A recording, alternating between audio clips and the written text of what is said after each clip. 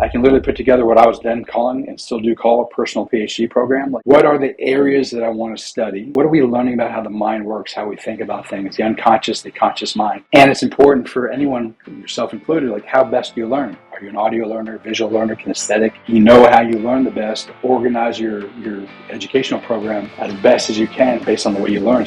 Make sure you're clear on your values. What drives you in terms of your values? Welcome to the Thought Leader Revolution with Nikki Ballou. Join the revolution. There's never been a better time in history to speak your truth, find your freedom, and make your fortune. Each week, we interview the world's top thought leaders and learn the secrets of how they built a 6 to 7 figure practice. This episode has been brought to you by eCircleacademy.com, the proven system to add 6 to 7 figures a year to your thought leader practice.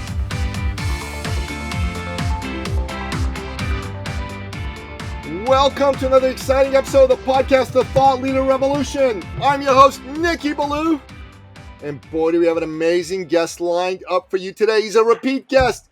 He's a friend of mine. He's a client of mine. And he is a Renaissance man, an all-round good guy and genius. I am speaking, of course, of none other than the one, the only, the legendary, Michael Ostrolenk. Welcome to the show, Michael. Hey, man. Thanks, Nikki. You crack me up, man, when you make the introductions. I love it. Thanks, brother. So I asked you to come on the show today because of this super cool concept you have called the personal PhD. And when you told me about it, I'm like, man, this is awesome. And I think I want to learn about it, and I think my listeners are going to want to learn about it. So, Michael, tell us about the personal PhD. Yeah, so, contextualizing the conversation that you and Matt and I had not too long ago on education, and one of the things we talked about is lifelong education. And my whole thing has been a lifelong educator, and I make a distinction between schooling and education. I didn't necessarily like schooling, but I love education. I love learning new things. So what I've always done as an adult is I'm always trying to figure out what's the new thing or things.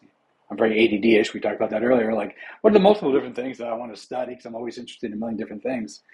And over the years, and it's about probably maybe 10, 15 years ago, I kind of had the realization, like, I could do this more formally. I can literally put together what I was then calling and still do call a personal PhD program. Like, what are the areas that I want to study? And I lay all those things out in a particular year. And I do this like the end of the month in December for the following year. And I lay all these different areas, and I look at, well, how do I want to study? What do I want to study, and how do I want to study? Is there a formal program I want to go join and become part of, like a certification program or a graduate level class? Or is it an online program? Like the Peterson Academy could be an example of someone taking those kind of learnings and putting them into a personal PhD program. The particular books or the particular audio books, like what is the way I want to learn that material? And I organize it all based on topics that are of interest to me. And then that becomes the structure for the whole year. And then I figure out how to take that whole structure and put into a calendar. So it's not just a mental masturbation. It's like, no, every day or certain times of the week, I'm going to be spending my time doing my personal PhD program. So I plug it in. And, obviously I have to be a little bit adaptable because life happens and I have to move things around. But, you know me, I'm pretty disciplined. And when I come to these things that I want to do, I do them. And so that's what I've been doing for about a decade. And if it's cool with you, I'd love to share with you, like, how the idea originally, one of the ways into my mind, how the idea originally came to be created. Okay. So, as you know, besides being a coach, SEAL Fed, and a therapist for almost 30 years, I spent about 20 years on public policy. And I always found it fascinating to go to the Hill, meet with members of Congress and their staff, and to see the kind of people that Congress members and their staff could call onto the Hill to come for meetings, whether meetings or to testify in Congress or testify in committees. I was like, they have access to anyone and everyone that they want. And I can't imagine, unless someone's criminally minded, that they're not going to want to either testify or come and brief a member of Congress. And I was like, man, I was like, if I was a staffer, I'd be like, okay, I want to learn all these things. I'm just going to call the most, the shmees in those fields and have them educate me. So when I brief my member of Congress or I'm participating in whatever I'm doing as a staff member, I just know that from the top level people, all the things I need to know. So I'm like, that is so cool. I'm not a staff member. I can't call anyone in the world up to come see me, or a member of Congress. But I'm like, I want to organize my thinking around that. Like, what I want to study, and who are the top people in that field. And maybe I can't bring them up in person. Sometimes I can, because I'm well connected with a lot of really cool people. But it's also, hey, they might have a class online, they might have written a book or a lecture series. Cool. And that's kind of the original thought that crossed my mind. I was like, I want that in my life. And then I just started creating it because it's kind of what I do. Awesome. So walk me through like a personal PhD you have created, just Yeah, how you went around actually doing that on the court. And then I'm going to have you make me a guinea pig and let's create a bit of a personal PhD for me, because I'd like to nice. do that. Yeah, no, that sounds awesome. So, like I said, I do December for the year, but with all the things that are happening to me with this year, as you know about, I'm actually revised mine now for the next couple months for the rest of this year. And then in December, once again, I'll revise it for the following year. And it's adaptable, because I learn new things, I jettison old things, but I try to keep to it. But for me, here's some overarching themes that are of interest to me. And obviously, for you, what figure your themes are. For anyone else listening, is like, oh, what are the 5 to 8 to 10 to 15 things that thematically are interesting to you? So mine are, I'm a marriage and family therapist, so like relationship stuff. Okay, I want to be on the cutting edge of all the research and thinking, ancient and modern, on relationships. Cool. All right, so that's one of my themes. A second theme is I'm a transpersonally oriented therapist. I do coaching now, but I'm a transpersonally oriented therapist. So like, what are the latest thinking in transpersonal psychology? My postgraduate work in somatic psychology or body psychology. So, okay, cool. What's the latest thinking, ancient or wisdom, ancient wisdom, modern science in that field? Cool. That's one of my one of my themes. Cognitively, okay, what are we learning about how the mind works, how we think about things, the unconscious, the conscious mind? That is also an area of mine that's of interest to me. Health. Now, health kind of falls under somatics to a certain extent, but I keep it in its own category. And it's like, okay, who are doing the most cutting edge thinking, writing, speaking, and teaching in the health field, optimizing the human system? That's another theme for me. And then fitness, like, oh, who's doing the coolest stuff, like cutting edge thinking and activities in the fitness field. So that's another theme for me as well. And then tactical, like tactical training is really important to me. Okay, so tactical training is less about me learning things from books and courses. It's more like there's very physical things I want to go learn to do, and who am I going to study them with? So like tactical handgun, sniper, close quarters combat, certain hand-to-hand combat techniques, survival training, those kind of things. So that's a little slightly different, because a lot of the other stuff is more book learning, or kind of in that space of book learning, versus for me the tactical thing is like literally hands-on. And I'll say that that's not completely true in even some of the themes, because I've mentioned to you, like for the health stuff, I'm shadowing one of my doctors. Like I love the way he thinks about things. That's like just the systemic approach to the human system is like amazing. I'm like, I think I'll do better following him around and listening to him do whiteboards with clients than reading a book about what he does. Because I'll probably have to read 1,000 books, but I can see him in action. So some of this could be actually hands-on. It doesn't have to all be like book learning or video learning or audio learning. So it could be a combination of those kind of things. And it's important for anyone, yourself included, like how best do you learn? Are you an audio learner, visual learner, kinesthetic? Like then you know how you learn the best. Organize your educational program as best as you can based on the way you learn. So exponential growth in the learning space. So those are the kind of some of the overarching themes. The last theme is you, like literally. eCircle Academy is one of my themes, literally on this page right here. So then it's like all the stuff I have to do for that.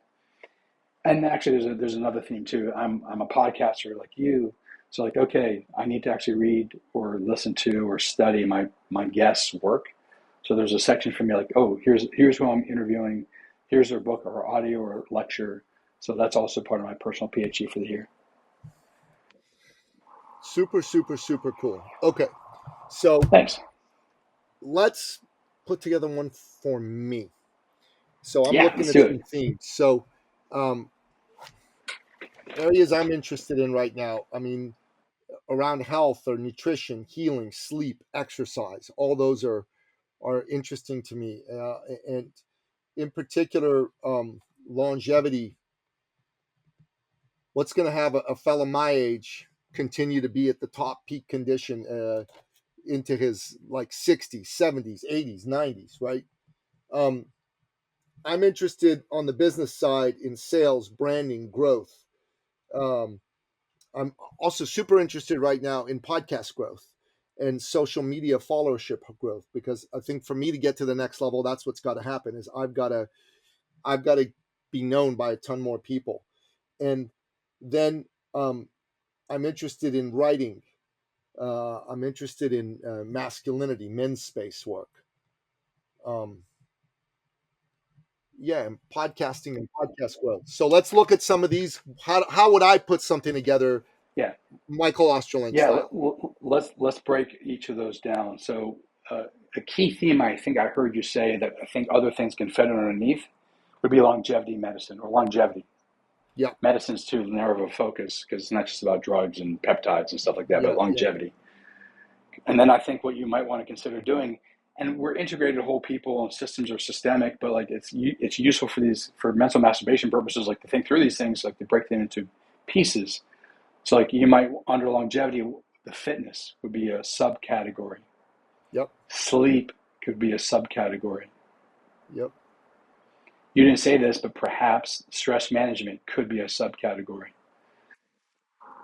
I mean, I've actually taught in longevity programs before, so I can say this, that I know that human relationships play a key role in longevity. So maybe there's a social connection piece. I don't want to put thoughts into your mind, but No, like that's a good idea. perhaps like if you want to add that in there. And Absolutely. there's also environmental factors too. So maybe if you wanted to like continue to break this down, underneath longevity is also, besides social engagement, is also environmental factors that you might want to Yep. study and learn about. Okay. Yep. And then, maybe there's something specific to like very particular interventions. We can call them medicine, broadly speaking, that you might want to learn about, like other peptides, other drugs, other nutritional supplementation, those kind of things. So maybe those are like the 6 or 7 categories underneath longevity that you start hanging stuff underneath from. Yep. I like it. I'm taking notes. Okay. That's good. So like the first one I think I mentioned was fitness. Yeah. So you'd want to ask yourself, who in this space is the most knowledgeable you know of, who are writing, speaking, creating content around longevity and fitness. And I can name a few if you're interested, but like it's like an iterative process. You just got to sit and think about it and do some googling. Like who are the cutting edge people? Like 2 people that Who come are to the my most mind is knowledgeable people and content creators? Yeah. yeah. And this is specific to you, so I might recommend someone like Gabrielle Lyons, Dr. Lyons. I call her Dr. G. She wrote a book on muscle and longevity. So it's really is all about fitness. The muscles actually produce hormones and have an effect on longevity, and that's what her work is about. Or Peter Tia, he does a lot of stuff on longevity and fitness. Like his book that just came out. I'm reading his book, Outlive, right now. Okay, perfect. Yeah. So what you might like, if you said to me, okay, those are 2 great, of them. Yeah, perfect. Yeah, it's an excellent book. When I taught last year in the longevity program, I looked into his stuff. It's a great podcast too.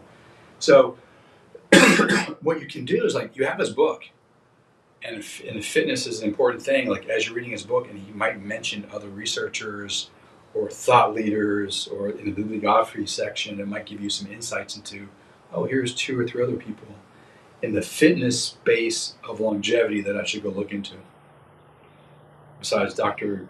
G and Peter Tia. And maybe there's 2 or 3 other people. And you got to be like, you have the same disease that I have. Like, oh, if there's 4 people, there's got to be 8 people. I'm going to buy 12 books. It's like, okay, you're limited in time. So it's like, okay, cool. Come up with the top schmees in the space that are interest to you. And for now, stick to them. And you might ask yourself, okay, let's just assume for the moment you say, oh, Peter Attia, cool. All right, does that mean you read his book? Well, you already are. Cool. Maybe you listen to his podcast. That could be another source of valuable information on fitness and longevity.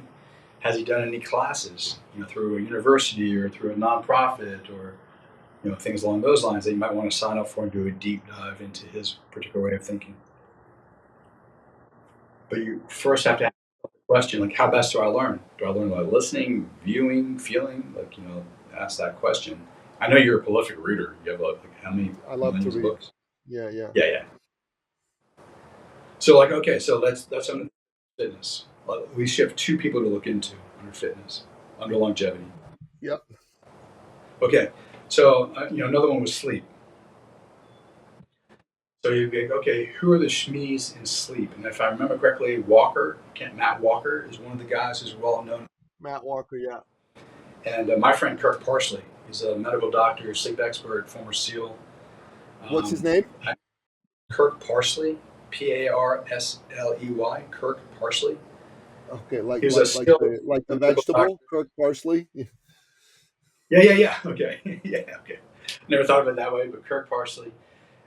He was a SEAL, then became a medical doctor, went back into the SEAL teams, and he is really brilliant on sleep and health and longevity, because what he would see is these young men who are top physical condition, they don't sleep, because they're, especially when they're on combat tours, they're up all night long, they might sleep for a couple hours and they're on their next mission. And he just saw that their testosterone crashed and other such factors crashed. So he became really interested in sleep. So I would say between Matt Walker and he are two key people in the sleeping space. So look, maybe if you want a third, cool, but those are two. And then look in to see how you want to study their work. And you always want to ask yourself the question, what's the outcome of studying these things? Because it's not just, I keep using the word mental masturbation. It's cool if you just want to mentally masturbate, but I would imagine for you, you're I actually fucking want to live longer. What are my takeaways from Peter Attia and Dr. G that I can utilize in my life, that I can actually make myself, live longer, a healthier, more productive life? Same with sleep. It's not just now I know a lot about sleep. It's no, how do I actually improve my sleep? So as you go through each of these themes, ask yourself the question, what do I want to get out of this? And be really clear on taking whatever that is and applying it. So you can test your hypothesis. I studied Dr. Kirk Parsley stuff. I'm trying it out, and my sleep score is better. Cool. Deep sleep is better. REM is better. Latency, all those things have improved. Awesome. So you always say in this art class, what you measure. You always want to measure stuff, right? Yeah, 100%. So get your baseline, implement their ideas, see if it works for you. Yeah. All right. So that's the sleep. Third category I had mentioned was stress management. But actually, I'm just running through my own program because I have 4 pillars in my physiological aspect of my program. I'm always thinking about circadian biology, the day-night light cycles. So we've evolved over millions of years on planet Earth. Day-night cycles, and it's only more recently because of the Industrial Revolution. They have artificial lights and exogenous chemicals that can disrupt sleep. So it's I might encourage you, since you're interested in longevity, to start studying circadian biology. And there's a few people in that space who've written books to give you an idea of I need to kind of lock my system into these natural cycles. On occasion, you can break it. Hey, I got to stay up late, and I got to go party with my friends, or I got whatever he's got going on. But generally speaking, if you want to live long, you want to live within the 24-hour day-night cycles. And you can literally look up circadian biology. There's which I can remember his name. It's an Indian from India, last name. He's really well known in the circadian biology field. I apologize, I just can't remember his name. But I can look it up and I'll send it to you offline. But actually, there's a podcast, Found My Fitness. She's an amazing podcaster. She's interviewed this gentleman, if I can remember his name, a lot on his podcast about the day-night cycles. And it's interesting too, if you dive into the circadian biology, it also touches upon sleep. It touches upon fitness. It touches upon stress management. And all these things are interconnected. So we only kind of break them apart for conversation's sake and for planning.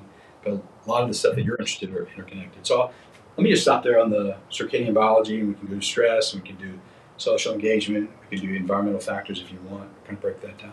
Yeah, these are good. I really like it. I think it's great. Um, I love it. I've got a whole bunch of sleep books here that I bought and I haven't read them. I've got Matt Walker's book here, Why We Sleep. So it's time to start kind of prioritizing reading. What I'm doing right now is um, I'm just like I'm reading Outlive, and I'm reading a book on how to build followership on social media. So those are the two books that I'm reading at the same time, and I'm reading a fiction book, just to help me sleep at night, type of thing. So those are the books that I'm reading right now, and then I'm gonna get into some of these other books. Like I'm gonna order Gabby Lyons' book, and I have Bill Pearl, a bunch of Bill Pearl's books. I don't know if you remember Bill Pearl. He was Mr. Universe back in the day, and My God, yeah, yeah. so I have a Okay. bunch of his books here. He wrote a book. He wrote three books that I have. Bill Pearl's Keys to the Inner Universe, which is an encyclopedia on weight training. I'm going to go through that. It's a thick book. Um, there's a Bill Pearl story book. There's another book he's got here called Getting Stronger that I've had for like, God, 40, 50 years. So those are some books I'm going to make sure I get into. I'm going to look into some of these podcasts. I'm going to listen to them. I think it's a great idea.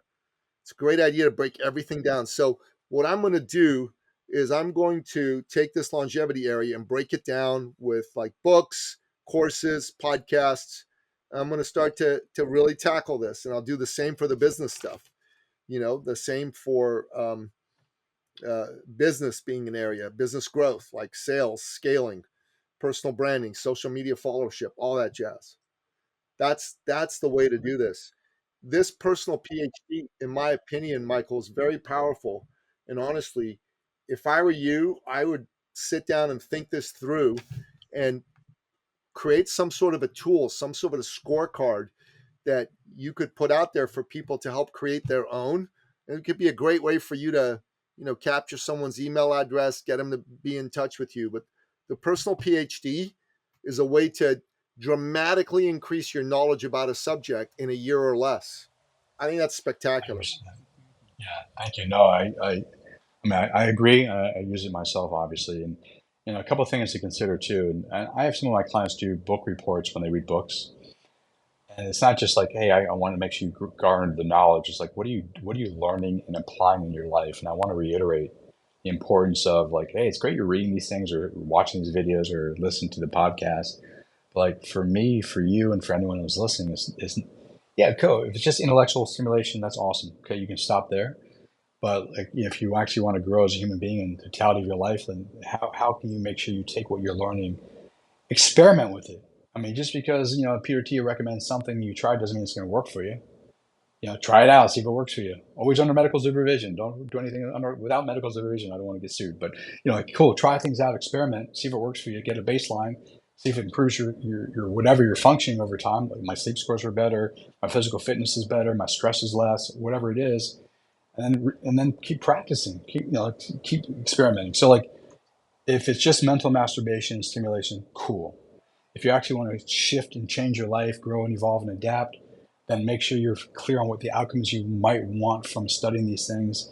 Create baseline so you know where you're starting from, and test yourself over time to make sure that these ideas work for you, that you can actually embody them.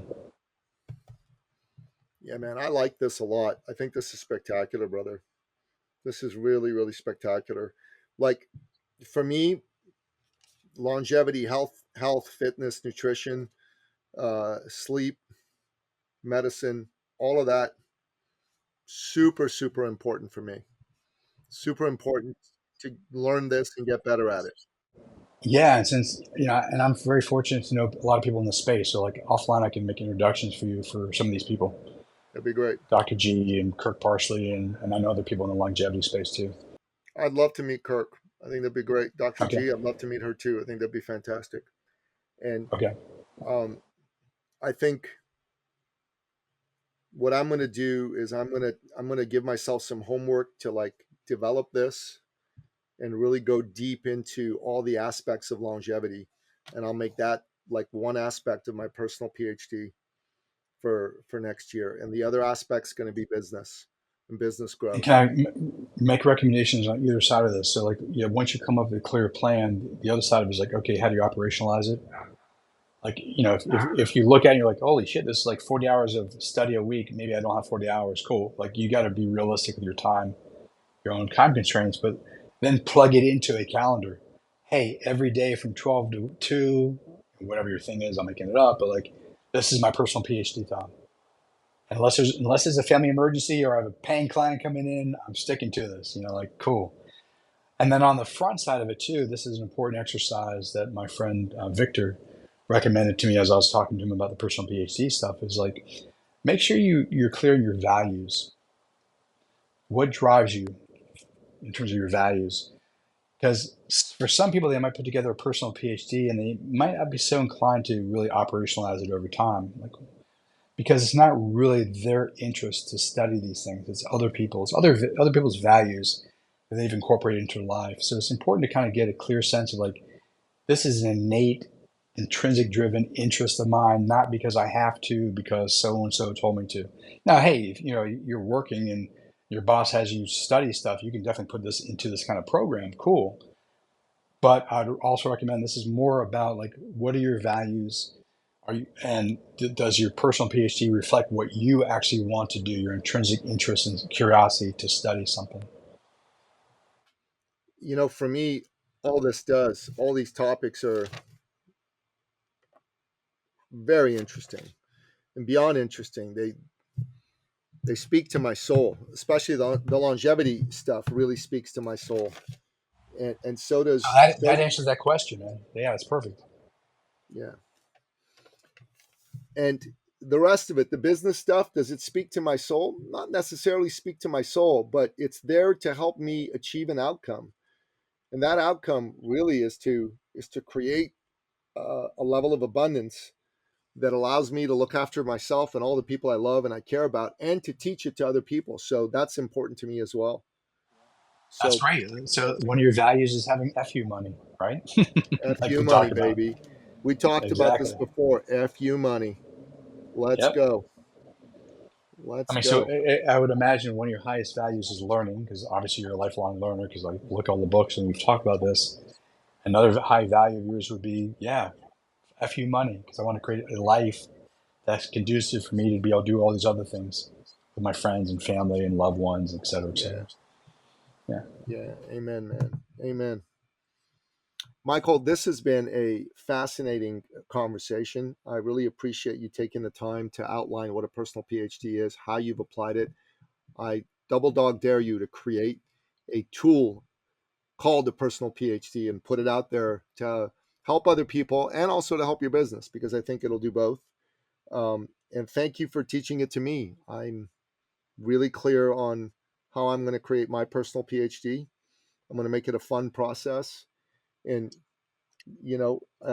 right now, tonight, I'm driving my son to hockey, and I got to be there for 2 hours while he changes. He has an hour and a half practice and changes back for us to leave. So, what I'm going to do tonight is I'm bringing the Peter Attia book with me, and I'm going to sit down. I dropped it now, so here it goes. It comes back on the desk. I'm going to sit down with a notebook, and I'm going to read. I'm going to take notes. I may also bring the social media book, the 1 million followers, and spend some time going through that. I'll probably also bring my novel. It's one of John McDonald's novels. I don't know if you remember that Travis McGee detective character from back in the day.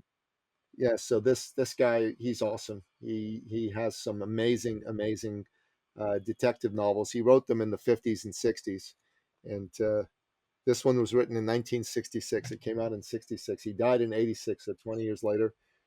Really great writer. Really enjoy reading his books. So all of these to me are powerful. I'm going to spend time on them today, and I'm going to learn about how to live longer. I'm going to learn about social media, and I'm going to expand my mind with stories, because stories speak to my soul. They just do. They're fun. Nice. Can I make a recommendation, since you're going to spend some time tonight with the Peter Attia book? Yeah. In conversation with you, I kind of laid out, mostly from what you said, then I've added a few things, like 5 or 6 subcategories under longevity. His book actually, chapter to chapter, might lay out a structure that might speak better to you. So pay attention to how other people structure their thinking, especially in this case, longevity, because there might be 6 or 7 subcategories that are easier to understand and fit underneath your longevity thing. You can literally go to him as the kind of exponential growth from his perspective using his model. Maybe, I think so. Take that as a possibility. Yeah. I think it's a great idea, man. I really appreciate it. Cool. Again, Michael, thank you for coming up with the concept. It's real thought leadership.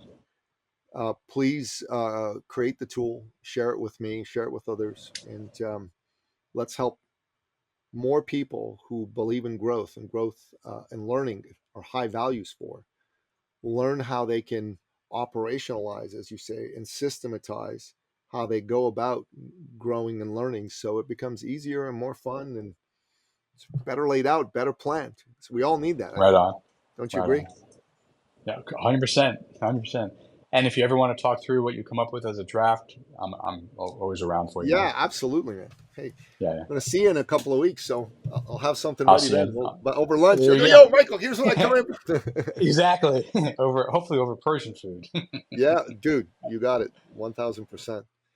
I'm actually doing a video channel. I'll say this as we close off, with a friend of mine who's from Florida, but he's originally from here. His mom and dad live here. And this channel is we're calling it Cool Shit Men Do. And what we're doing tomorrow is we're doing a restaurant review of that Persian restaurant that we had lunch at last time. Okay. So we're going to have somebody with a camera and we're going to sit down and we're going to eat and we're going to do a review of the food in the restaurant. So I'm excited to do that review and have it out there. And I'm excited about this new channel because I really want to put content out there for men on the masculinity side. And I think Cool Shit Men Do is going to be a really cool channel for folks. So I like that. Stay tuned. Cool. Stay tuned. Yeah, man. All right, looking forward to it. Yeah, me too. Thank you. And that was a great conversation. And God bless and bye-bye. This episode has been brought to you by eCircleAcademy.com, the proven system to add 6 to 7 figures a year to your thought leader practice.